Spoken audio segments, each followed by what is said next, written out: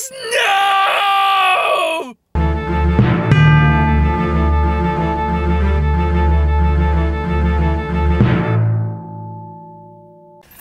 Alright, we're doing another retro review today because this is a Fathom event, and I figured, fuck it, instead of doing what I should be doing, which is catching up on the big backlog I have to catch up on, now I'm back from house sitting, I'm gonna just go see this movie because I've never seen it before. So, we're doing a retro review of the 1986, I believe, Transformers movie, which was the first one of its kind.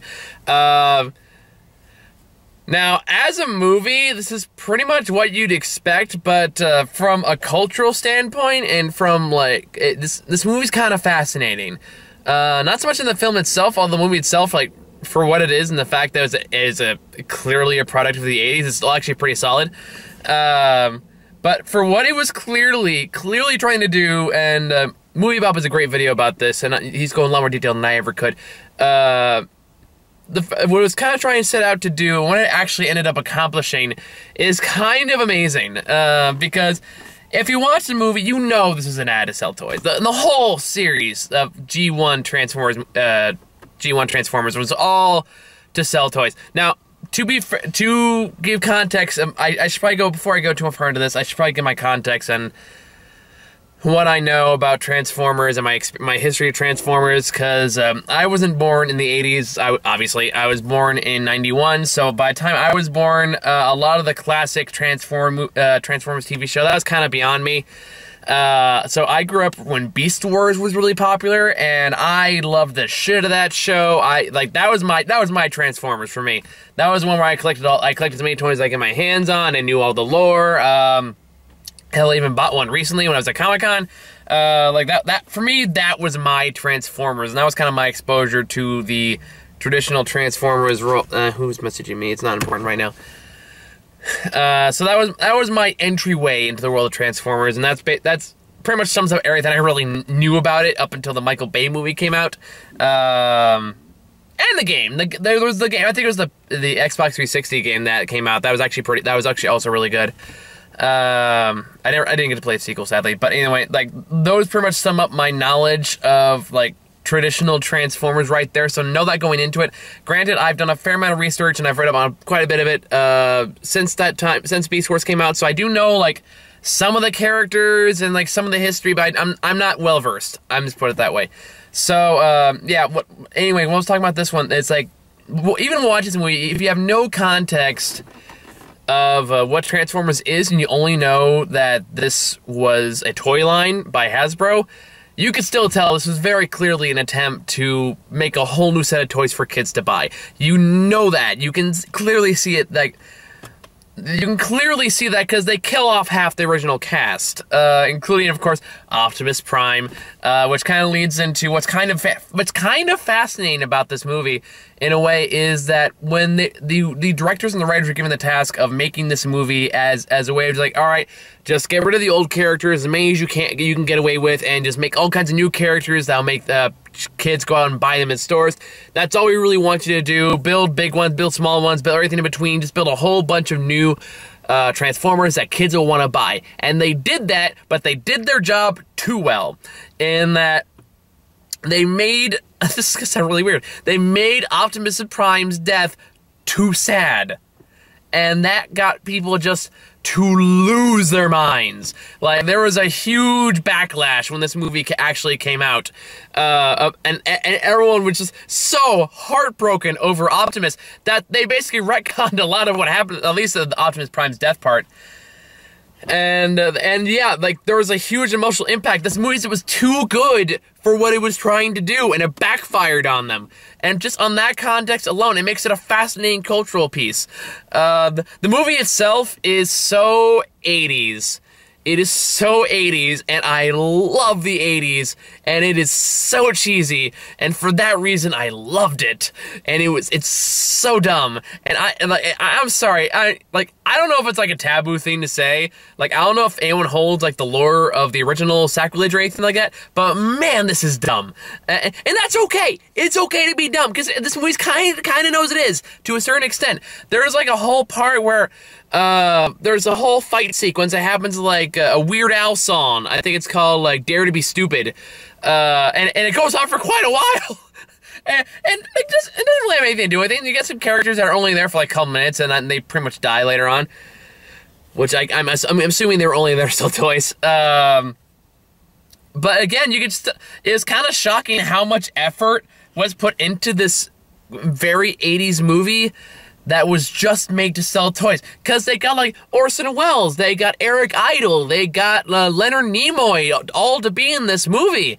And it's again, just not alone. It's like, how did they convince these people to do this? Especially Orson Welles, who, even though you know he doesn't want to be there, still commands a presence up until his final line before he dies. And by the way, I don't think I'm giving anything away. It's a movie that's been out for like 30 fucking years. If you haven't seen it by now, granted, I should not be that judgmental. It's the first time I'm seeing it. But if you don't know what happens in it, then I can't fucking help you. We're not Galvatron, Unicron, who Orson Welles plays, is basically the Galactus of the Transformers universe. Dies by saying, he has like a great closing line. It's like, "You cannot stop my destiny!" And then he just blows up. And just hearing Orson Welles like try to go for a falsetto is just, I had to stop myself from laughing really hard. Because I was in a pretty packed theater. So weird. But like, no, like, so it's got a good voice cast. The animation's still pretty solid for the 80s. Like, there's a lot of good detail. And like, even though like a lot of it's really dated, there's still some kind of cool moments in there. Like Optimus Prime's last stand surprisingly holds up pretty well. Much to my surprise. That kind of stuff works. There's a lot of 80 cliches. Like, the music is so 80s, the dialogue is so 80s, the fucking people in this movie are so 80s. Especially the kid, which, you know the reason he's there is to act, like, as a surrogate for the children watching. But at the same time, actually watching the film, it's kind of like, man, that kid did not need to be there. But again, you know why they're there. Like this movie's I feel like this movie's pretty transparent in what it's trying to do and what it's going for and its overall mission statement. But it pulls it off better than it should. In that it's still cheesy and it's still stupid, but it's got a weird kind of charm to it that you kind of have to respect. And it's like, it's okay that Transformers is cheesy. In a way, Transformers kind of should be cheesy. Not to like a Transformers 2 kind of cheesy, but just like, it's got its own vibe. It's got its own charisma, you know? And there's something about it's like, okay, it's outdated, but kind of charmingly so. If you're into that kind of thing, I should say. But anyway, what was I gonna say? I do have to... Oh no, there's a one I was gonna make before I got to what I was gonna say next. Okay, that was weird. I guess there's a Transformer over there. He's mad at me? I don't know. Well, now I just completely lost my train of thought. Oh yeah, now I remember. Because like, yeah, like they're giant robots that transform into different vehicles, and they fight other giant robots on robot planets. I mean, just that I feel like that concept alone shouldn't lend itself to ultra super seriousness. Although Bumblebee actually looks pretty good, shockingly. But it's kind of like, you know what, like, these are just big robots and you're there just to smash toys together. That's why we're all here. We all know it. So, let's just do this. What the fuck is my phone blowing up for? God damn it, Discord, go away. Man, I'm all over the map today. I'm sorry, I'm a little tired. I haven't really had, much of a break since I got back to San Jose, which was granted yesterday, so that's not really saying too much. But yeah, so from that perspective, it's kind of like a fun. It's like watching a Godzilla movie. It's like, okay, yeah, we know it. I know it's dumb. You know it's dumb. We're just let's enjoy the ride. I do have to, like, one major thing I do have to say though is like this movie was really setting up Hot Rod to be like the next leader of the Autobots, which I guess he was for a while. Again, I didn't watch the old show. But I just have to say, I don't know if he got any better from here, but Hot Rod kind of sucks as a character.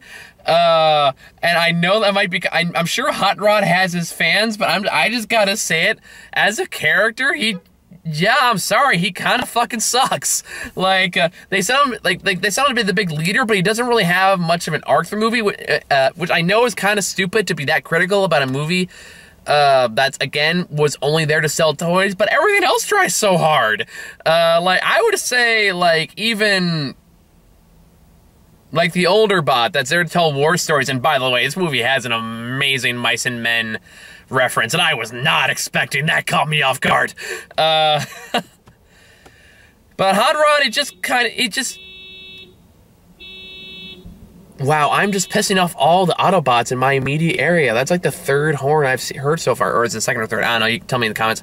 That's the third card's haunted me since I started doing this review. But Hot Rod very much screams target demographic, kind of, in that the way he acts and the way he talks and the way he looks all kind of scream, this is what we think kids thinks is cool nowadays. Even like the name Hot Rod just kind of falls in that same category. Like, this is what we think 80s kids will like the most, and that's what they're going to buy the most. And from that perspective, it's like, okay, that doesn't really work. Now, granted, all these characters are kind of dumb to a certain extent, but even then, a lot of them kind of have their own charm. Like I said, like the Dinobots are kind of fun in that they're overplaying the gigantic doofus cliche, which leads, again, to a great moment. Or like they have the old robot who just like, well, back in my day, that kind of old robot. But the Dinobots are like, love to listen to his war stories. And there's just a part where, what's his name, Grimlock, just like leans over to him and he goes, tell me about the Petro rabbits again. I was like, oh, Lenny, no. Oh, God. Like, of Mice and Men, but with Transformers would kind of be amazing. Grimlock's looking over sadly across the river. Grimlock can see the rabbits! That's right. Keep thinking about the rabbits, Grimlock. Oh, that went to a dark place. This contrasts very oddly with the Life Itself review I did yesterday. I mean, I really don't, when all boils down to it, I don't have a lot to say about this movie other than, like, it kind of is what it is. It's dumb, but it's fun, you know? You go in there, and if that's what you're expecting, you're gonna have a good fun time. It's like watching any of the classic 80s movies. It's like if I put on Commando, or, granted, I'll give this movie a little more brains than Commando, to be fair. Because, again, I have to give this movie credit for kind of defeating its own mission statement by being too good for the kids at the time. That's fucking impressive. And there's a certain part, like, I think part of me kind of admires the movie for doing that, in that it took a very blatant mission statement of, we need to sell more toys, and, again, just did it too well. It made kids cry. It broke a lot of people's hearts. I know adults today that are still traumatized by Optimus Prime's death in this movie. And it's just kind of shocking that it was so good that it failed. I'm sure like the other toys sold too, but I don't know. It's just kind of amazing about that. And for a lot, and that reason alone, this movie earns my respect. But it's also still enjoyable, and it holds up as a relic of the 80s. And if you like 80s movies, you'll probably like this one too. Yeah, I had fun with it. Is it a like, culturally, I know some people argue it's a masterpiece. Not necessarily in strictly the context of the film, but in the overall cultural significance. But like, would I call it one personally? No, I think it's fun. I think it's better than the last few Transformers movies. That's for damn sure. Hold up. Sorry about that. Apparently someone broke into a window two cars away from me. So I'm really glad it wasn't my car right now, although I wish I saw who did it. Man, this night gets weirder and weirder with cars. So anyway. Like I said, I don't think I really have much else to say other than it's fun. It's fine. You know, I can see why a lot of people, especially people who grew up with the G1 Transformers TV show, would have a really soft spot for this movie. I can understand why a lot of people would be nostalgic for it. I'm not as nostalgic for it because, again, I didn't grow up with the original Transformers. I grew up Beast Wars. If they release some of that shit nowadays, I'd probably be all over that shit. Again, they just released a Beast War at Comic-Con. I scrambled over backwards to find that fucking thing, and I did. So yeah, I definitely get why this movie has a strong nostalgia factor. I get why people like it. I liked it too. Probably not as much as a lot of people did, but I was entertained. Galvatron's fun. Megatron's always fun. Optimus Prime is always fun to watch. You get to hear that kick-ass theme song, which is not really a theme song so much as one line of a theme song they say over and over again, but it's also paired up by like kick-ass techno music. With a lot of techno music and just weird-ass soundtracks like, you've got the touch, dun-dun, dun-dun, you've got the power, as they hold the MacGuffin device. It's entertaining. You know, if you're going to see Transformers the movie, you kind of know what you get yourself into, and it's, oddly enough, still smarter than most of the modern-day Transformers movies, which is sad. Although I will still stand that I still like the first Michael Bay one, although, like, I even liked the third one when I was younger, but that one has not aged, like, that one I've definitely changed my mind on as time's gone on. Yeah, this was fun. I enjoyed it, and, they just show a little bit of the Bumblebee movie while I was there, because that's why this movie's back in theaters, the advertisement from Bumblebee. And they showed a little scene from that, and the scene they showed had more heart than damn near anything else they showed in the past 5 Transformers movies, so it's got my attention. And it looks like, honestly, it looks like that movie's drawing a lot of inspiration from classic G1 Transformers. So if it kind of does that and captures, like, the cheesiness and the fun characters and all that stuff, Bumblebee can be pretty damn good. And I'm very curious to see what they're going to do with it. So, I think it's all I really got for this one, guys. Now, I'm still in the middle. I'm going to try to catch up on as many movies as I possibly can. Some are going to fall through the cracks. Like, I still want to see Assassination Nation. Honestly, I'm probably just going to make a night one night where I'm just going to just catch up on all the movies I've missed so far this year, because there's been a lot. Assassination Nation and The House of the Clock on the Walls, which I guess me and Howard are going to watch tomorrow.